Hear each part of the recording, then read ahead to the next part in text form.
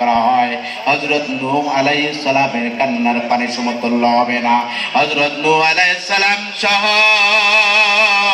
তাম পৃথিবীর মানুষের কান্নার পানি যদি এক জায়গায় জমা করা হয়, বিশ্ব নবীর তায়েফের একদিনের কান্নার পানি সমতুল্য হবে না। কিরকম ভাবে নবী কাঁদছে, মায়ার নবী কিরকম ভাবে কাঁদছে, ওই মায়ার নবীর কি দুঃখ তোমার আমার লাগে না রে? যেই নবীকে আল্লাহ ওয়াফার দিছে, ও গো আল্লাহর নবী, আপনি যদি চারে নবীর ঘরে খাবার নাই, হযরত আবু বকরের ঘরেও খাবার নাই, ওমরের ঘরেও খাবার নাই, সবাই দৌড়াইছে মসজিদে।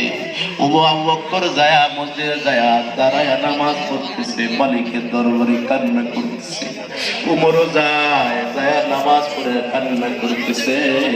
এর মধ্যে আল্লাহর নবী তাশরিফ আনছে। আল্লাহর নবী মসজিদে গেছে, যায় কয় কি ব্যাপার উমর, ও আবু বকর, এই অসময়ে তোমরা মসজিদে কেন? এই সময় তো নামাজের টাইম হয় নাই, এই সময় তোমরা মসজিদে আসলা কেন?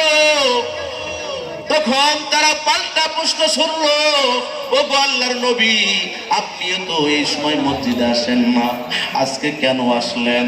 কয় আমার ক্ষুধা লেগেছে, এই জন্য আমি আসছি। তখন আবু বকর ওমরও বলে, আমাদেরও ক্ষুধা লাগছে, এই জন্য আমরা মসজিদে আসছি। আজকে বাজার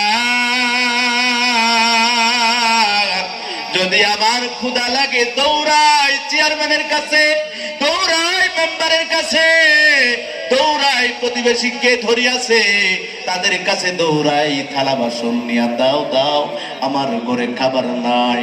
অথচ আল্লাহর কাছে কখনো আমরা হাত দুইটা পাতি না। এ বাজার রে, আসমান জমিন বানাইছে কে?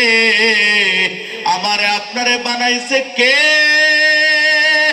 যে আল্লাহ পেট দিছে, যে আল্লাহ মুখটা কাইটা দিছে, এ আল্লাহ কোনদিন আমার রিজিককে বদ্ধ করে দেয় নাই। কাফের বেঈমানকে যদি খানা খাওয়াইতে পারে, আমি মুসলমান, আমাকে 100% খানা দিবে। কথা বলেন ঠিক কিনা? কিন্তু মুসলমান